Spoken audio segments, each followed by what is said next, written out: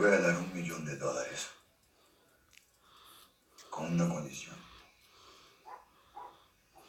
¿Cuál es?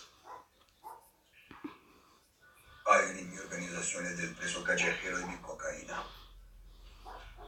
¿Cómo va a enterar usted? Cánteme un nombre. Y no va a tener que dividirse el billete con él. Turns out Cockroach was a real cockroach. Not only did he sell Pablo to the authorities, he was stealing from him all along and selling his coke in Miami too. Cockroach's dealer was Herman Zapata, a Colombian with a plumbing business that served as a front for his cocaine operation. He had 1,200 keys in the van. And guess who was buying the load? The plan was to trade vehicles and Zapata would be arrested once he left the port. 1,200 kilos. That would get us on the cover of the Miami Herald. Okay, gringos. How's the plumbing business? Ay, ¿qué pasa, bro? Look, home business is real good. Bueno, amigo, I'll show you. Everything was going perfect. Like I said, amigo, 100% pure. Except that Pablo was on the Cockroach. You got a full load.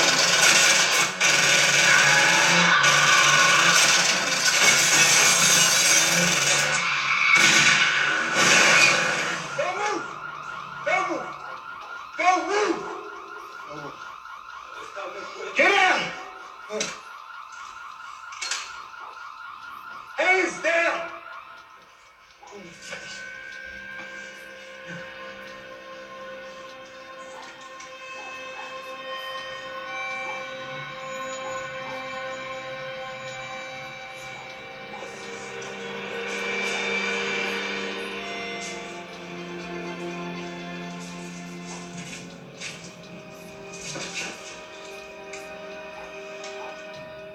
In the case of the state of Florida versus Juan Diego Diaz, after taking into account all due considerations, bail has been set at $2 million.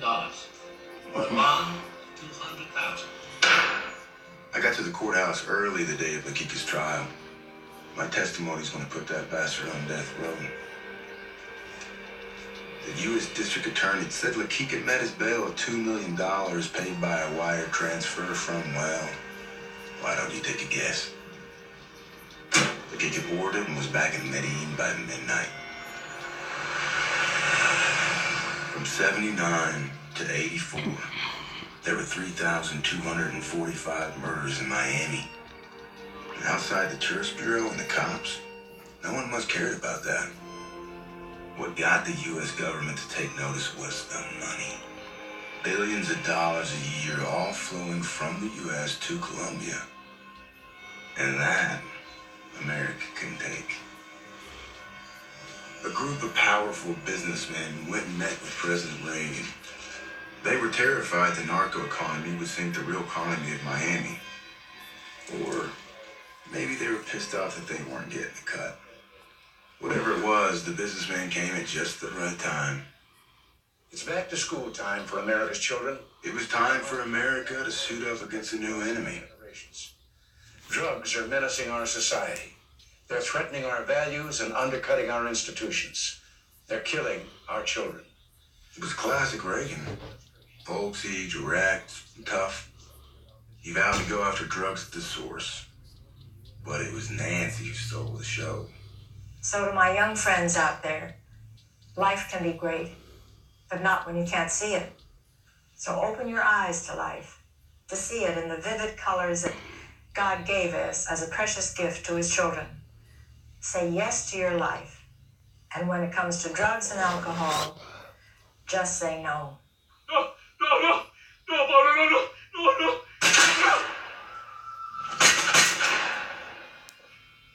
They say when a nuclear holocaust destroys the world, only the cockroaches will survive. Yes, I'm Yerbe. I guess they were wrong. During his career, Pablo would kill over 1,000 cops. But I wouldn't learn that till later. My dad volunteered to fight in World War II because of Pearl Harbor. But you think he knew anybody in Hawaii? No way. He was a West Virginia farm boy, but these fuckers stepped on our soil. So he laced up his army boots and went to fight. It was his duty. Cocaine in Miami? Kilos from Colombia? This was my war. This was my duty. And I was ready to fight it. And my wife was ready to fight it with me too. You're this. Okay? We had no idea what we were in for. 1 year later, all that patriotic bullshit was right out the window. Hey, man, what do we got? Poison. Hey, what? Got a lizard. Yeah, we got bad mouth. That motherfucker. Thank you for the gift, Agent. Problem.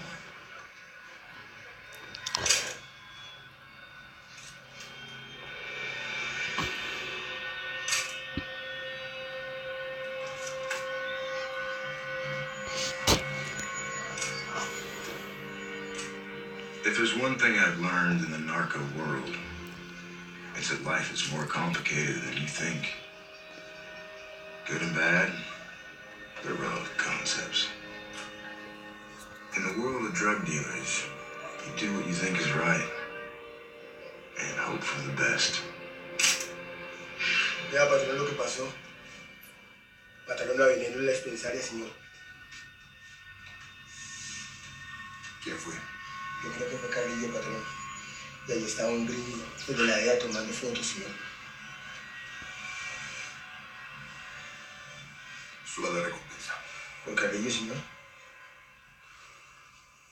Voy a pagar medio millón por cabeza de agente de la DEA que se quiere. Medio millón. Hágale. Como su dinero.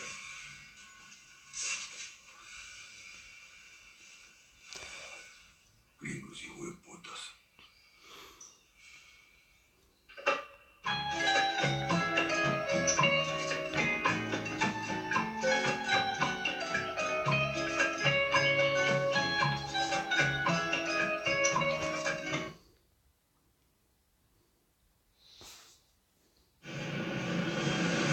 By the time I left Miami, Americans were doing a couple 100 tons of cocaine every year.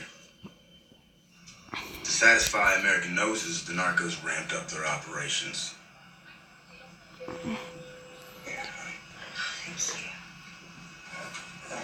Bahamas? Yeah. That's beautiful. They were flying so many planes they needed a refueling stop between Colombia and Miami. So Carlos later bought an island in the Bahamas as a transshipment point for the drugs and money. Turns out, it's a damn good place to party. It's a modern day Sodom and Gomorrah. The three things Carlos liked most: sex, drugs, and Nazi sympathizers. ¡Vamos a tirar! The problem was no longer demand, it was supply.